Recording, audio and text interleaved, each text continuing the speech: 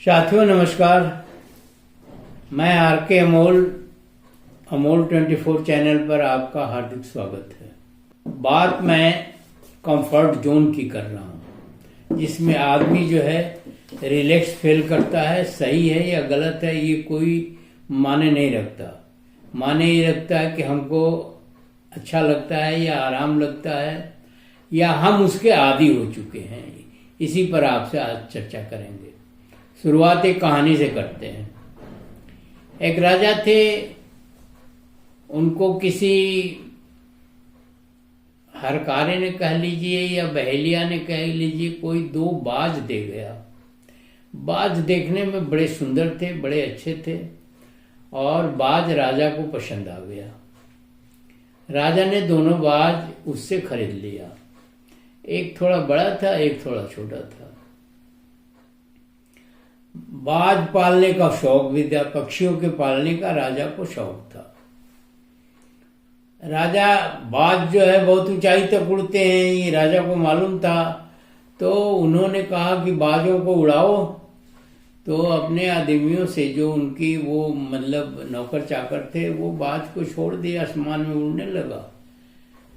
एक बाज तो बहुत ऊंचाई तक उड़ता था। बाज और ये चिल है, एक पक्षी होती है जो बहुत ऊंचाई तक उड़ती है, बहुत ऊंचाई तक। बाज उससे भी ऊंचाई पर उड़ते हैं। तो दोनों बाज उड़ने लगे। एक बाज तो उड़ते हुए काफी ऊंचाई पर गया, दूसरा बाज जो है वो थोड़ा नीचे ही से उड़ करके आकर के एक पेड़ की डाल पर बैठ गया। एक आध दिन तो कोई दिक्कत नहीं थी, हो सकता है वो बाज थक गया हो या हो सकता है वो बाज उसकी इच्छा न हुआ उड़ान भरने की। लेकिन अगर उसको वॉच किया गया तो पता चला कि ये बाज थोड़ी उड़ान भरता है और फिर आगे डाल पर बैठ जाता है, और एक बाज जो है उड़ान भरता रहता है। राजा को अच्छा लगता था उड़ान भरना, लेकिन दूसरे बाज की एक्टिविटी देख करके उन्हें लगता था कि ये तो बिल्कुल ही बेकार है। राजा ने बहुत सारी कोशिशें करवाई और की, लेकिन बाज जो है वो थोड़ी दूर उड़ के आके पेड़ के डाल पर बैठ जाता था। तो राजा ने मुनादी करवा दी अपने राज्य में कि इस बाज को जो उड़ाएगा उसे बहुत सारा इनाम दिया जाएगा। बहुत लोग आए, बहुत लोग आ करके बताए कि ऐसे किया जाए, वैसे किया जाए, इस बाज को वो किया जाए, वो किया जाए, तब तमाम तरह के उपाय बताए। लेकिन बाज जो है वो वैसे ही रहा, वो उड़ान नहीं भरता था, आकर के पेड़ की डाल पर बैठ जाता था। एक किसान को मालूम हुआ, तो किसान ने जो है राजा को के दरबार में गया और दरबार में उसने गुजारिश की कि मैं चाहता हूं उसके बारे में कुछ बताना, उस उड़ान के बारे में, उसके बाज की उड़ान के संबंध में मैं कुछ आपसे को बताना चाहते हैं। राजा ने अनुमति दे दी। तो किसान ने कहा कि जिस पेड़ की डाल पर वो बैठता है उसको कटवा दिया जाए। राजा ने कहा ठीक है, उसको कटवा देते हैं। उसको कटवा दिया। फिर वो बाज जो है बहुत तेज उड़ान भरने लगा। अब उसके बैठने की जगह जो है काट दी गई। वो पेड़ की डाल उसका कंफर्ट जोन था, जहां आसानी से वो बैठ जाता था और उसको पेड़ की डाल मिलती थी बैठने के लिए, तो वो बैठ जाता था और उड़ान नहीं भरता था। अब उसका कंफर्ट जोन खत्म कर दिया गया, मतलब वो डाली काट दी गई जहां वो बैठने का आदी था, और फिर वो उड़ान भरने लगा। राजा ने किसान को बहुत सारी चीजें दे करके विदा किया, इनाम दिया और काफी उसको सम्मान भी दिया। अब कहानी का सार आपसे बताना चाहते हैं कि कंफर्ट जोन जो है बहुत ही खराब है। कंफर्ट जोन का मतलब ये है कि कुछ लोग खाने के बाद सो जाते हैं। अब सोने को अगर न मिले जगह तो वो उनकी आदत खत्म हो जाएगी। कंफर्ट जोन में और भी चीजें आती हैं जो मैं आपको खुल के बता रहा हूं। कंफर्ट जोन में ये पूजा पाठ भी आता है, मंदिर भी आता है, ये रीति रिवाज भी आते हैं, ढोंग पाखंड आडंबर भी आता है, ये साधु सन्यासी भी आते हैं। ये सब कंफर्ट जोन के कारण है। आपको कोई दुख होता है, आप तुरंत पंडित जी के पास पहुंच जाते हैं। पंडित जी के पास उस दुख का कोई उपाय नहीं है, मंदिर में उस दुख का कोई उपाय नहीं है, किसी साधु सन्यासी के पास उस दुख का कोई उपाय नहीं है। और बहुत सारे जो लोग हैं और भी तमाम कहा जाता है ये यज्ञ कर लो, वो यज्ञ कर लो, ये पाठ कर लो, वो पाठ कर लो, कहीं कुछ नहीं है।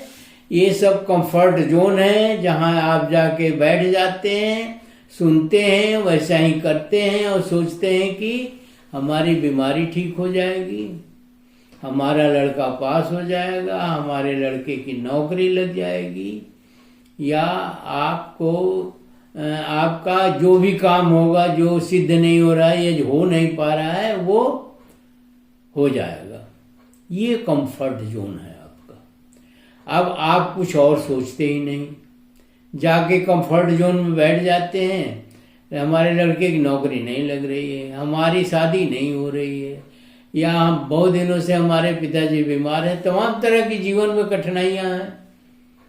और आप किसी कंफर्ट जोन में चले गए, मंदिर में चले गए, पुजारी ने कहा जाइए अब ठीक हो जाएगा, पूजा हो गया, अब आप निश्चिंत रहिए, पैसे ऐंठ लेता है। उसी तरह साधु सन्यासी बताते हैं, आजकल तो बहुत सारे साधु सन्यासी हैं। अब चले जाइए धीरेन्द्र शास्त्री के यहाँ, उनके यहाँ तो हर चीज की दवा है, कैंसर से लेकर के तमाम चीजों की दवा है जो दुनिया में अमेरिका में भी ठीक नहीं हो सकता, उसको धीरेन्द्र ब्रह्मचारी ठीक कर देंगे। उसको बहुत सारे साधु सन्यासी और भी हैं, साधु सन्यासी आप जाते भी रहते हैं, वीडियो भी आता है उसका, देखते भी रहते हैं। ऐसे ही आसाराम के तमाम लोग जाते थे और लाखों की भीड़ लगती थी। तमाम साधुओं की ये स्थिति है। ये है कंफर्ट जोन आपका। आप उस बीमारी के बारे में नहीं सोचते हैं कि किसी अच्छे डॉक्टर को दिखाएं, किसी अच्छे हॉस्पिटल में दिखाएं, या इस बच्चे की नौकरी नहीं लग रही है तो मेहनत करें और फॉर्म भरवाएं, और नहीं लग रही है तो कोई वही जिंदगी थोड़ी ना है, और भी बहुत सारी जिंदगियां हैं, काम है। तो इस तरह से कंफर्ट जोन का सहारा लेना अपनी समस्या का समस्या को बनाए रखना है, समस्या का समाधान नहीं है। इसलिए मैं तो यह कहूंगा कि बाज की तरह से ये काट दिया जाए अगर डाल को, तो बाज जैसे उड़ने लगा वैसे ही आप भी उड़ने लगेंगे। और ये कंफर्ट जोन जो है, मंदिर, साधु सन्यासी, ये वो, इनके पास न जाइए। पैसे की भी बर्बादी है, समय की बर्बादी है, काम भी नहीं होना है। काम होने का तो सवाल ही नहीं पैदा होता, क्योंकि काम होने की स्थिति रहती तो वो खुद को सन्यासी बनता, वो खुद को पुजारी बनता, वो भगवान से ही पैसा नहीं मांग लेता, वही माला माल हो जाता। सन्यासी और साधु, और ये क्यों साधु सन्यासी होते? किसी ने कहा कि मैं अपनी पत्नी से बहुत पीड़ित हूं, किसी साधु से। तो साधु ने कोई उपाय बताइए ये ठीक हो जाए। तो वो बोला कि बेटा अगर कोई उपाय होता तो मैं सन्यासी क्यों होता? तो ये तो सही सही जवाब है।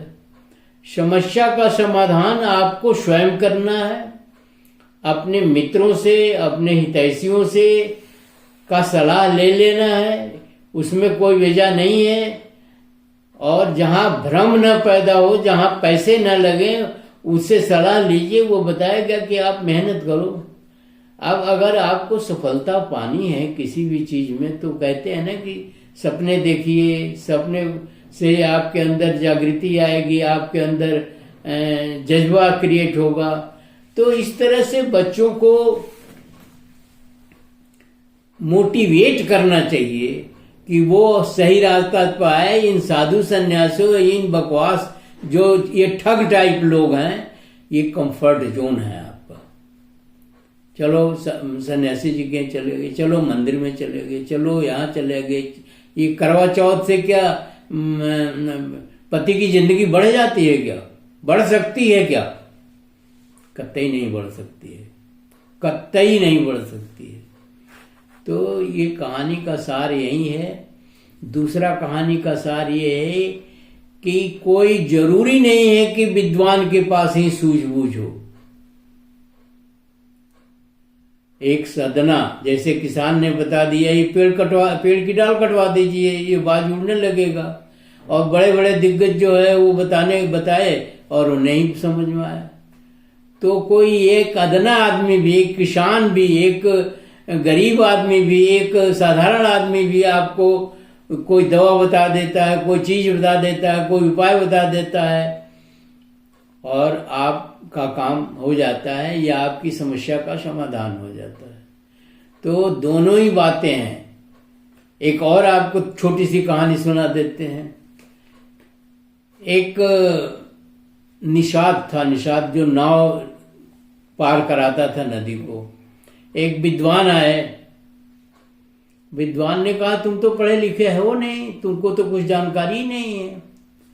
तो उसने कहा हाँ साहब, हमको तो कोई जानकारी नहीं है। जब नाव मध्य नदी के बीच गई तो उसने कहा उस विद्वान व्यक्ति से कि आप तैरना जानते हैं? तो उन्होंने कहा नहीं, मैं तो तैरना नहीं जानता। तो बोले ये नाव डूब रही है, अब क्या करेंगे आप? अब कौन से विद्युत तल आएंगे जिसकी वजह से आपकी जान बचे? आपकी जान जाने वाली है, क्योंकि आप तैरना नहीं जानते। इसलिए किसी को छोटा न समझिए, किसी को बड़ा न समझिए, और सबका अपना अपना काम है, सब समय पर काम आते हैं, और हर व्यक्ति की इस समाज में जरूरत है, हर किसी की जरूरत है। धन्यवाद। इस कहानी को शेयर करना, लाइक करना न भूलिएगा, और अगर वीडियो पहली बार देख रहे हैं तो सब्सक्राइब भी कर दीजिएगा, ताकि हमारा उत्साहवर्धन हो सके। धन्यवाद। जय भारत, जय संविधान।